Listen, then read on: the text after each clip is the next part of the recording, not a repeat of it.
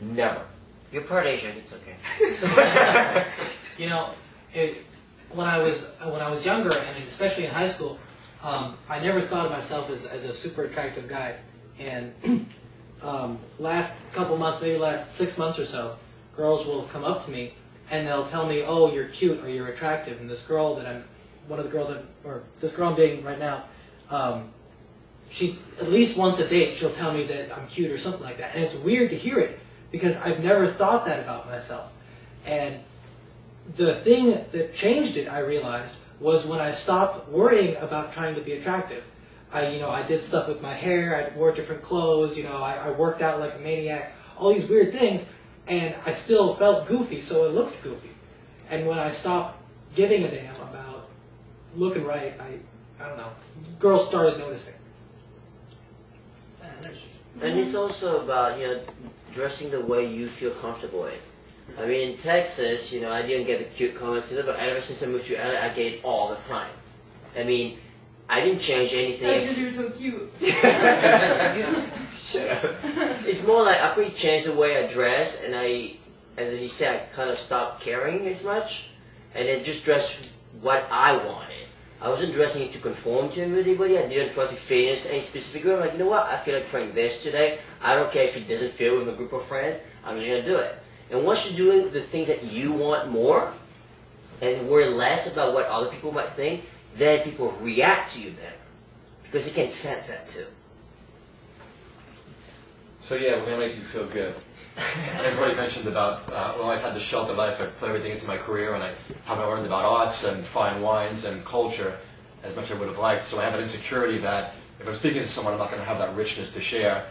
And pretty soon they might find me out. That's okay, you can be curious about it. But I do have a legitimate curiosity about things. Fact is, okay, is that someone Most sits people there. don't know it. Most people don't know. Most people don't know anything about it. It's better to say nothing and better to go, "Oh my God, that sounds so interesting. I want to hear more about your German trip. I always wanted to go to Germany. Tell me more about it." If you're enthusiastic about it, "Oh my God, you grew up where?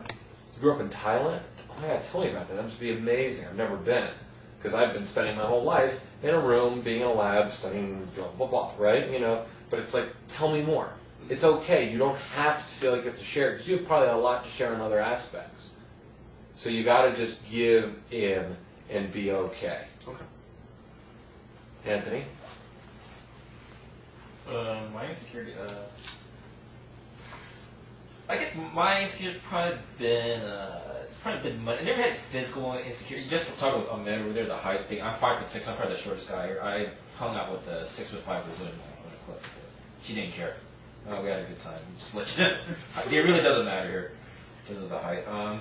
Mine has always been about, I guess not having enough money here. I think that's always been an issue because I'm Asian culture. It's like you always got to make money. Everything's about money, money, money, money, money. I mean, kind of David knows too. I mean, I was pretty lucky to be alive. I was born in a refugee camp. Damn. Yeah, like I was very lucky to be alive. I never grew up with much. I worked my butt off, I mean, I'm a doctor now, so like financially, I'm starting to be a little bit more settled here. A little bit more spending money. Yeah, but that's always been my issue, and kind of doing David here, working with David, it's kind of helped me get through that. So yeah, I'm making some progress with that. It's been my issue.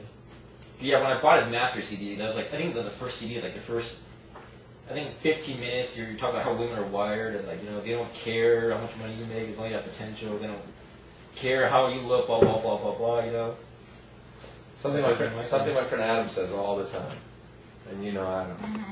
Adam says a woman, you know what? A woman has dated money. It's much better to date potential, as long as potential has followed through. Because she's dated potential and she's dated money. And the potential guy is the one she supported. And money was the guy that supported her and both border. So she wants somebody, who's got potential and drive and passion. You got passion for who you are.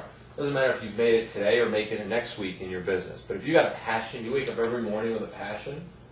I call it waking up. We all wake up every morning with a heart on. That's how we use that heart on. Okay?